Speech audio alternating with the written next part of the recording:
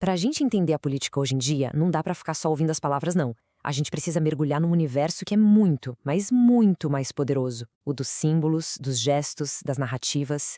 E olha, talvez um dos melhores estudos de caso para isso seja a comunicação do presidente Lula. Vamos juntos tentar desvendar como ela funciona nesse verdadeiro campo de batalha.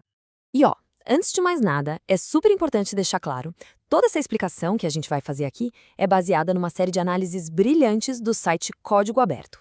Eles são uma plataforma de mídia independente que vive do apoio dos leitores.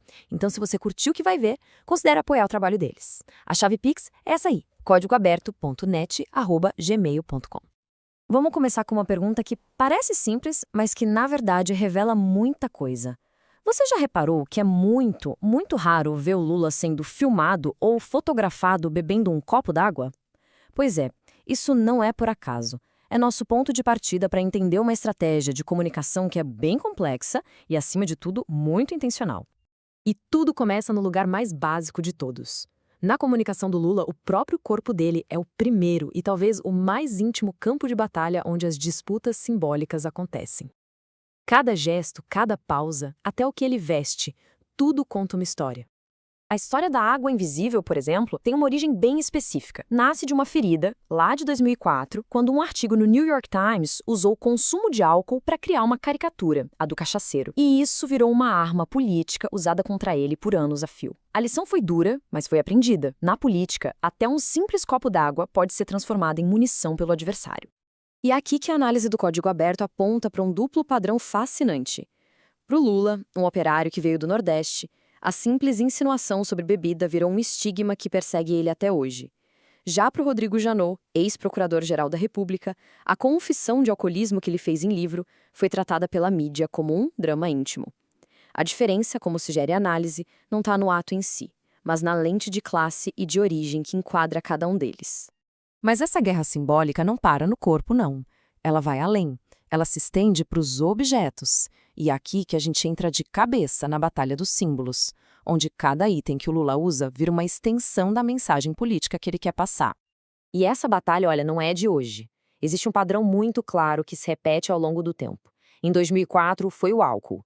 Em 2022, foi aquele boné com a sigla CPX, de complexo, que foi totalmente distorcido para tentar associar ele ao crime, e agora, mais recentemente, uma montagem digital insinuando que ele teria roubado canetas no G20. A gente vê aqui uma tática consistente, pegar algo do cotidiano e transformar em arma. Em resposta, o que o Lula faz? Ele transforma o que veste em ferramenta de comunicação. Os bonés, por exemplo, têm uma função tática, de varejo, sabe? É para divulgar programas como o PAC, o Desenrola, criando uma identidade visual para as políticas do governo. Já o chapéu Panamá, esse opera no nível estratégico, de atacado. Ele não vende um programa, ele vende um conceito, a imagem de um estadista, sereno, que representa a soberania do sul global. E essa ideia de um conceito estratégico, como a gente viu com o chapéu, nos leva direto para o próximo nível dessa disputa. Aqui, a batalha se concentra numa única palavra. Uma palavra abstrata, mas com um poder, nossa, imenso, soberania. No discurso do Lula, soberania não é só uma palavra bonita, não. Segundo a análise, ela funciona como uma espécie de canivete suíço.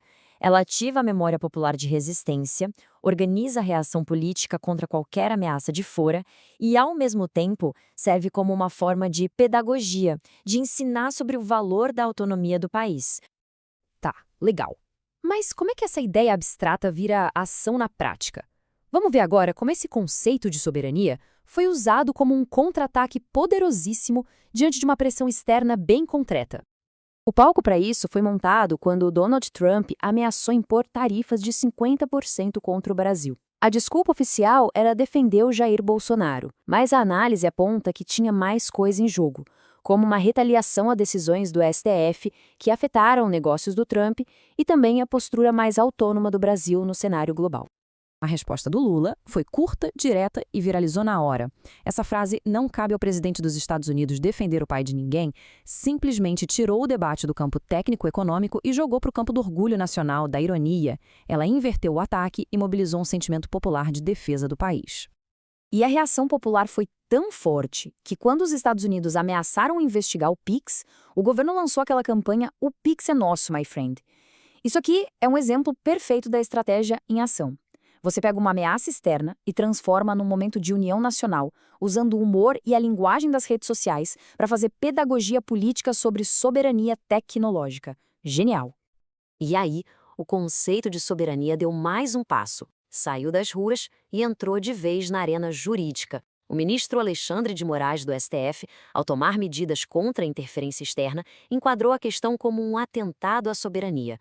Ou seja, ele elevou a disputa para um patamar institucional e usou a própria lei como trincheira de defesa.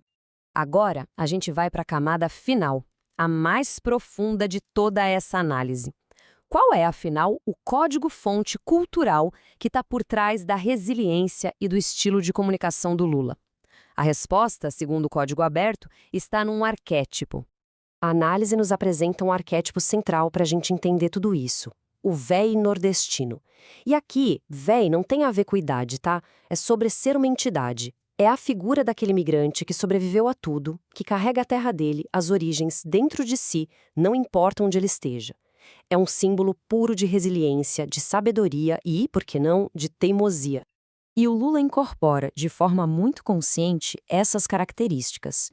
O corpo marcado pela luta, a voz rouca que ele mesmo diz que não é suave, a conexão que parece ficar cada vez mais forte com o Nordeste e o uso constante do humor e da indignação como armas políticas.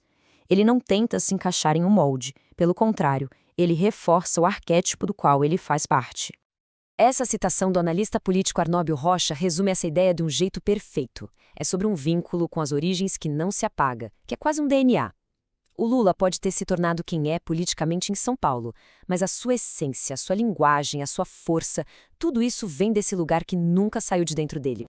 Então, no fim das contas, o que a gente percebe ao analisar a comunicação do Lula é uma verdadeira aula sobre como a política hoje é, antes de mais nada, uma guerra de narrativas, uma guerra de símbolos. E isso nos deixa com uma pergunta para a gente pensar, né? Será que, no mundo de hoje, a batalha pelos símbolos já não se tornou mais importante do que a própria batalha pelos fatos?